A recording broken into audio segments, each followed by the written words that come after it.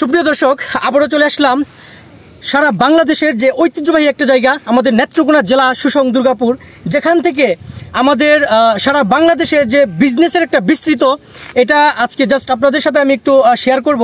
আজকে আমি চলে এসেছি আমাদের দুর্গাপুর উপজেলার বিশেষ এবং বৃহৎ একটি নদীটির নাম হচ্ছে সোমেশ্বরী।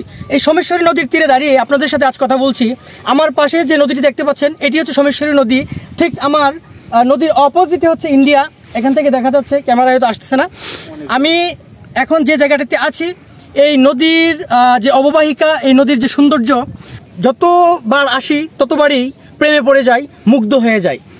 প্রিয় বন্ধুরা, এই নদীতে আসলে যে বিষয়টি সর্বপ্রথম চোখে পড়ে, আমাদের এই নদীতে, এই অঞ্চলের সুন্দর একটি মাছ এখানে এই পানিতে, স্বচ্ছ পানিতে এখানে বাসমান বা পানিতে এখানে বিচরণ করে। এই মাছটির নাম হচ্ছে মাহাশুল মাছ, যে মাছটি সারা বাংলাদেশের মধ্যে বিরল।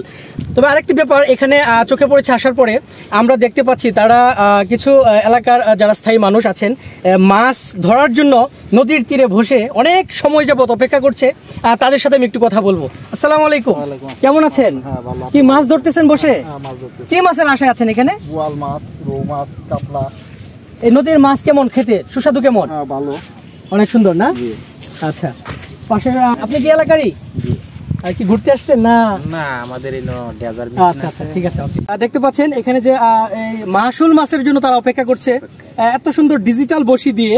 স্যার, কেমন লাগতেছে আপনার? এটা ওটু বসি। ওটু বসি, হ্যাঁ, এটা এই আধের হাত লম্বা করা যাবে। এটা টান দিলে ছোট হয়ে আসবে, এবং এই বসি দিয়ে যত বড় 10 কেজি, 15 কেজি, 20 কেজি ওজনের মাছ এটা ধরা সম্ভব। হ্যাঁ, ওই বাপ, দেখতে পাচ্ছেন অপেক্ষায় আছে মহাশুলের আশায়।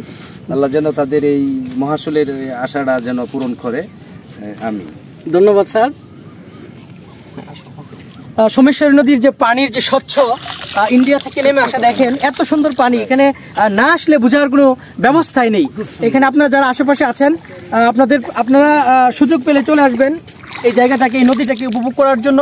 তবে এখানে অনেক কিছু আছে দেখার মতো। এই যে এখানে একটা খেয়া দেখা যাচ্ছে, চারিদিকে আসেন। এটা বিজনেস পারাপারের নৌকা।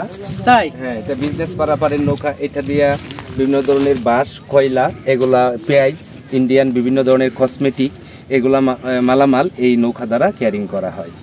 তবে সুপ্রিয় বন্ধুরা, আজকের আমাদের এই উপস্থাপন, এখানের যে পরিবেশ বান্ধব যে ঐতিহ্য, ইতিহাস আমরা যতটুকু জানি, আমাদের এই সুসং দুর্গাপুর থেকে বালি, পাথর, এরপরে হচ্ছে কয়লা, তারপরে হচ্ছে খনিজ চীনামাটি, যেটা সারা বাংলাদেশে সিরামিক্স তৈরি হয় মূলত। এই খনিটা হচ্ছে আমাদের এই সুসং দুর্গাপুরে। প্রিয় বন্ধুরা, আজকের জন্য বিদায় নিচ্ছি আপনাদের কাছ থেকে। আগামী পর্বে আরো নতুন কিছু নিয়ে আবারও দেখা হবে। আল্লাহ হাফেজ।